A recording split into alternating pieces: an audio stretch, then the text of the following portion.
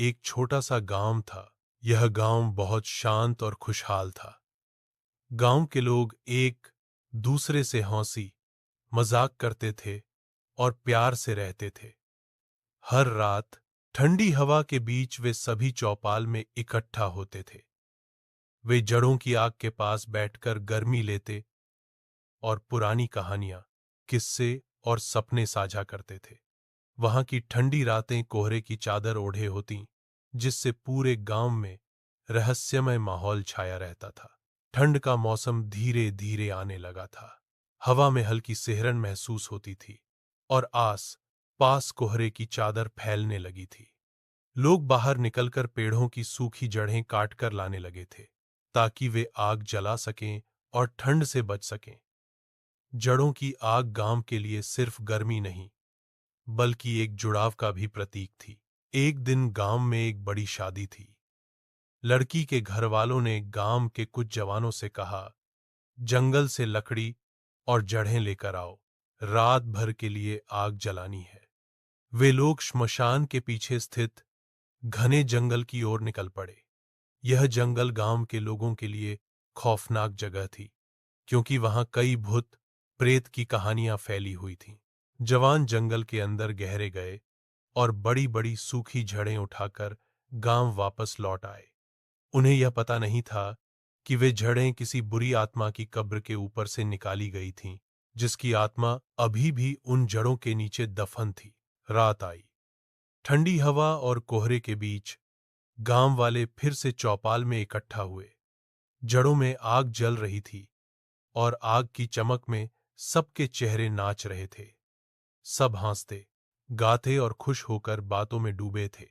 समीर और सुरेश, जो गांव के दो अच्छे दोस्त थे, सबसे आखिरी तक वहीं बैठे रहते।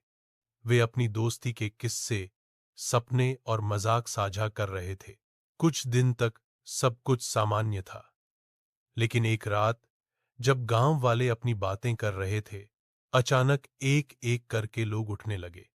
समय करीब 1 बजे था। अब चौपाल में केवल समीर और सुरेश बचे थे। वे दोनों बातें कर रहे थे कि अचानक दूर जंगल की ओर से एक महिला के रोने की आवाज सुनाई दी। आवाज धीमी, घुटी हुई और बहुत दर्दनाक थी। सन्नाटा छा गया। समीर ने इधर-उधर देखा और बोला, सुरेश, क्या तुम्हें भी वो आवाज सुनाई दे रही है? सुरेश चौंका और बोला, हाँ, जैसे कोई औरत रो रही हो, पर गांव में कभी ऐसा नहीं हुआ। दोनों उठकर उस दिशा की ओर बढ़े जहां से आवाज आ रही थी। ठंडी हवा के थपेड़ों के साथ घना कोहरा था। उनकी चप्पल की आहट भी डरावनी लगने लगी थी।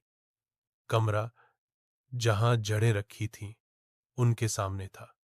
सुरेश घबराकर बोला, समीर, मुझे अच्छा नहीं लग रहा, वापस चलें। समीर मुस्कुराया और बोला, डर मत, मैं देख के आता हूं। समीर दरवाजा खोलकर अंदर गया। अंधेरा घना था। उसने लाइटर जलाई। चारों ओर जड़ें पड़ी थीं, लेकिन कोई नहीं था। कुछ देर बाद समीर बाहर आया और बोला, कोई नहीं है, शायद हवा की आवाज थी। सुरेश ने गहरी सांस ली और दोनों घर लौट गए। लेकिन समीर को चैन नहीं था। वह सोचता रहा, अगर वहां कोई नहीं था, तो वो आवाज किसकी थी? अगले दिन फिर से वही रात आई। जड़ें जल रही थीं और गांव वाले फिर से चौपाल में इकट्ठा थे। लेकिन समीर का मन वहीं था जहां से वह आवाज आई थी। फिर वही घुटी हुई रोने की आवाज वापस आई। कुछ लोग डर गए और वहां से उठकर चले गए। एक बूढ़े आदमी ने धीरे से पूछा, ये जड़ें कहां से लाई गई हैं? सुरेश ने बताया, श्मशान के पीछे वाले जंगल से। बूढ़ा आदमी डर के मारे चुप हो गया।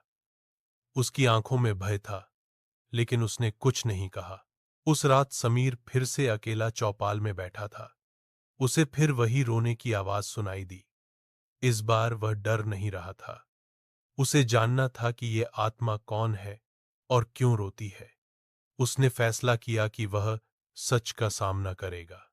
रात के अंधेरे में समीर ने चौपाल की आग के पास बैठकर एक आखिरी बार उस आवाज को सुना था। एक औरत की धीमी, सिसकती हुई चीख। मानो कोई सदियों से किसी घुटन में फांसी हो। लेकिन इस बार समीर पीछे नहीं हटा। उसने आग बुझाई और अकेले उस कमरे की ओर बढ़ा जहां वे जड़ें रखी गई थीं। हवा में कंपकंपी थी, कोहरा इतना गहरा कि सामने कुछ भी साफ नहीं दिखता था। लेकिन समीर के कदम नहीं रुके। दरवाजा फिर से खोला गया। इस बार अंदर अंधेरा और भी भारी था, जैसे वहां कोई मौजूद हो, कोई जो समीर को देख रहा हो। समीर ने फिर से लाइटर जलाया। उसकी लौ कांप रही थी। जड़ें वहीं थीं, लेकिन अब उनके ऊपर किसी के खून से सने हाथों के निशान थे। अचानक समीर की आंखें एक कोने की तरफ गईं। वहां एक परछाई हिली। उसने जल्दी से देखा, लेकिन कुछ नहीं था। अचानक समीर की सांस तेज हो गई और उसी वक्त एक झटका। कमरे का दरवाजा अपने आप बंद हो गया। बाहर कोई नहीं था। सुबह तक समीर कभी बाहर नहीं आया। अगली सुबह गांव में हलचल मच गई। सुरेश को पता चला कि समीर घर नहीं पहुंचा।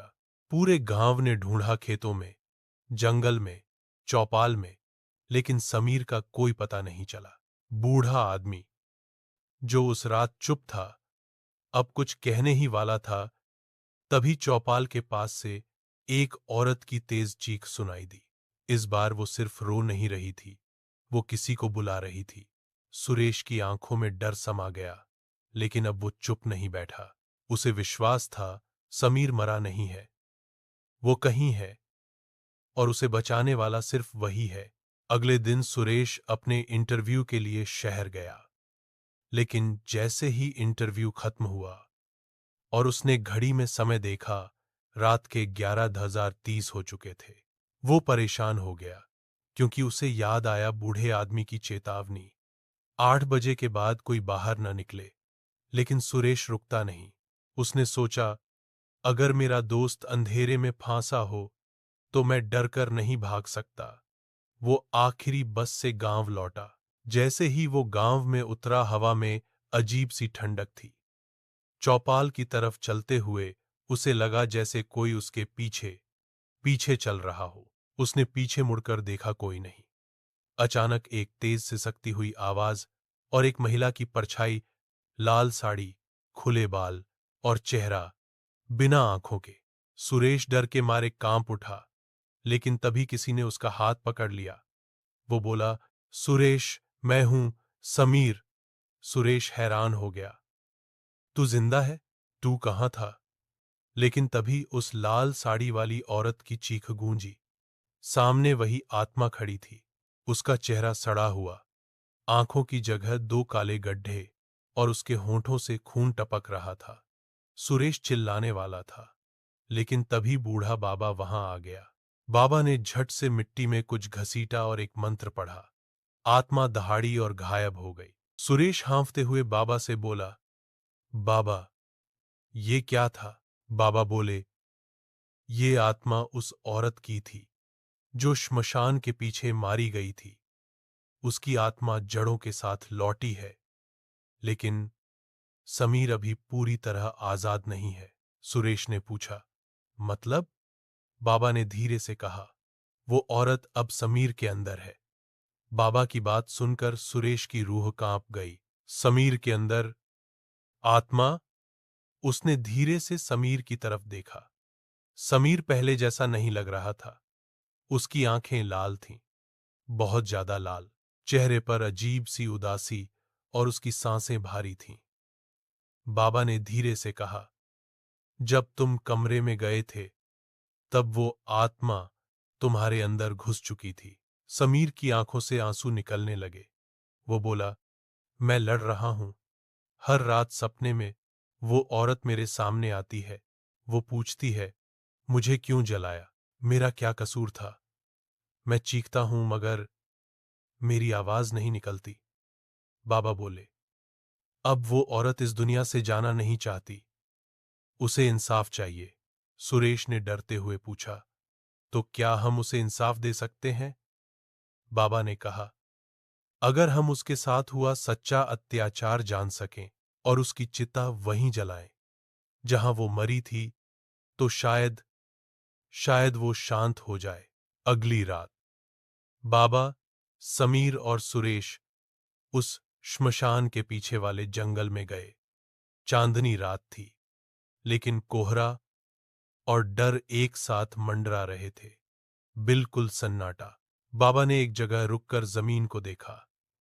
यही है वो जगह, यही वो जड़ें थीं, और यहीं दफन थी वो औरत। जैसे ही उन्होंने जमीन खोदनी शुरू की, हवा की रफ्तार तेज हो गई। चारों तरफ पत्तियां उड़ने लगीं। तभी जमीन से कंकाल निकला, साड़ी के चिथड़े लिपटे हुए, और उसी के पास पड़ा था एक टूटा हुआ मंगलसूत्र और आधा जला कंगन। समीर के शरीर में अचानक झटका लगा। उसकी आंखें पलट गईं और वो जमीन पर गिर गया। उसके मुंह से औरत की आवाज आई, तुम सब ने देखा, फिर भी कुछ नहीं कहा। मैं जलती रही और तुम सब चुप रहे। अब कोई नहीं बचेगा।